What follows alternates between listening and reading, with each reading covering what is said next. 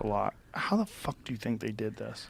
Look, I take a wild ass guess. I think there's connections possibly to gravity manipulation. I think anti-gravity had to play a part in moving some of this stuff.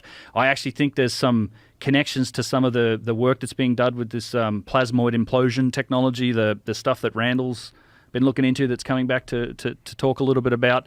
The relationship and the sacred geometry aspects of that are similar to the things that we see in some of these cultures in the past. So that may potentially have something to do with the methods that were used in the past. But I'm convinced it was a form of advanced technology. Now, whether it's our form of technology, because let's face it, we can do things like that today, but it takes hydraulics and diesel powers and cranes and all that stuff. They may have had an entirely different avenue of tech. And that you open up into the realm of resonance and acoustics and anti-gravity, I think resonance in particular might have played a strong role, because that's certainly a feature that you see in some of these older structures, whether it's an accident or not, but some of them are incredibly resonant. The Great Pyramid generates a tone just on its own that comes from the earth in there. It generates a tone. It does. It generates a low tone. It's basically coming from the earth. You can hear it, or is it? If you're quiet enough, you can, but it's certainly been picked up in a whole number of different experiments where they're measuring the tone. The whole structure does generate a low tone. It's an interesting thing. A lot of these places that typically have a connection to underground water as well. Like we know there's water beneath the Giza Plateau. Places like the Coricancha in Peru, which is also a giant megalithic building. There's an underwater river near there. We always see some form of flowing water associated with it. Whether or not that has something to do with it, I don't know. But it's just in that realm of, I think it's the answers lay in realms of science that are outside of our current understanding, that we should be approaching with an open mind, because we might ultimately learn something from it if we do. Instead of just dismissing it, putting it in a box and said, you know what, we're superior to every civilization that's lived before. Right. They're primitive. They did it with primitive methods. Right. Done. Right. All things are a frequency. All things operate on resonance. And by the way, a quick little bizarre similarity when you're mentioning anti-gravity, that Dr. Chan Thomas, who wrote the Adam and Eve story, he was researching anti-gravity for McDonnell Douglas back in the 60s. Listen, so Jamie, put that back up, please.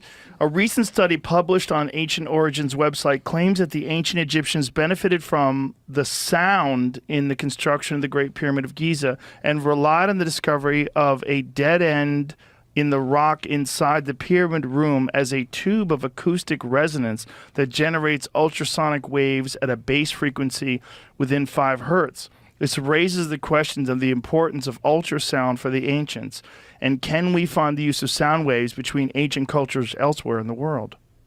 Wow. Yeah, all the boxes too. The Serapeum is an incredible site that houses like 25 of the biggest stone boxes you'll ever see. It's this one spot, and they're the biggest ones. They're like, some of them are up to like 70 tons with their lids 30 tons. And I've been there with some people that have been measuring like the frequency resonance range inside there. So at what range are you generating standing waves? And they all seem to have a very similar resonance tone to them. So it's an interesting experiment. Like you can stand inside a water tank or a concrete room and find a resonance. But it's interesting to go and actually analyze those aspects of these ancient structures and to speculate, maybe has this got anything to do with what they were made for? Because these are giant precision-made boxes made from syenite and granite that are perfectly flat and square, and they're just massively solid. They went to tremendous effort to remove imperfections from the stone, no cracks, almost like they didn't want the damn things to shake apart or vibrate.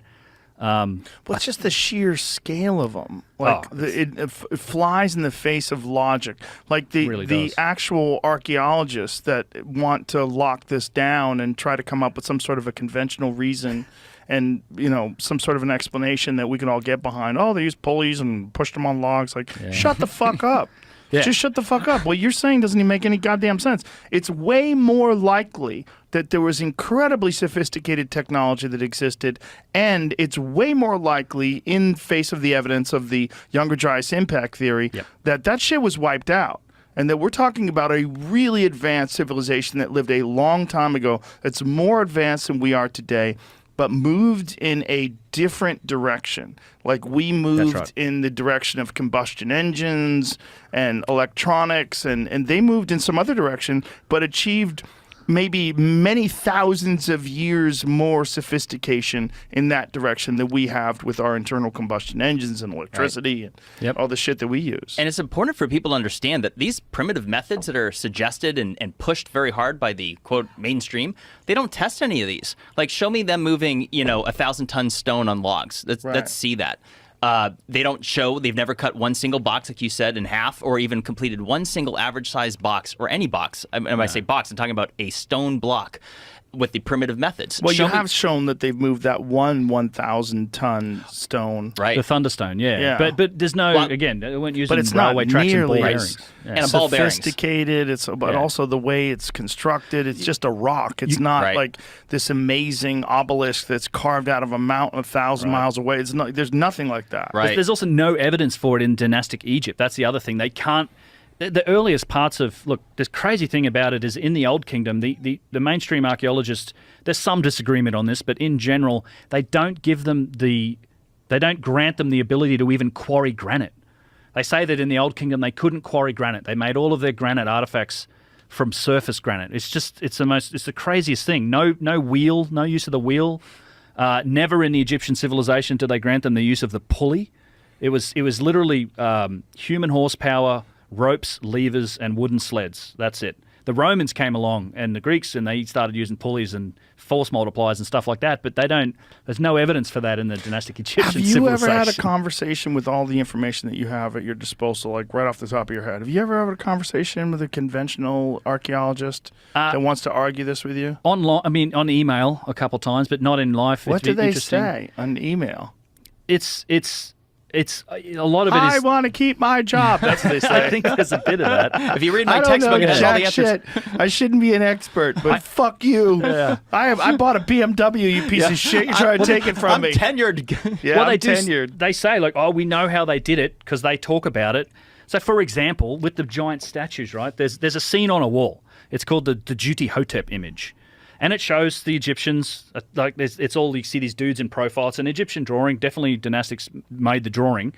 And there's 156 dudes when you count them all up, and they're pulling a statue that's tied to a wooden sled. Now, we know this statue, there's parts of it still exist. First, it's alabaster. It's not granite. Second, it weighs about 56 tons. That's fine. And you're dragging it on a wooden sled. You can't use that to explain how you move a 1,000-ton statue. It's not like a sliding scale of difficulty. There's a curve to it. Like you can move. I do grant them the ability to use primitive methods to move stuff up to like 100, 150 tons. But once you start getting to 400, 600, 1,000 tons, material failure, wood's not an issue. That literally sleds would just be crushed or driven into the ground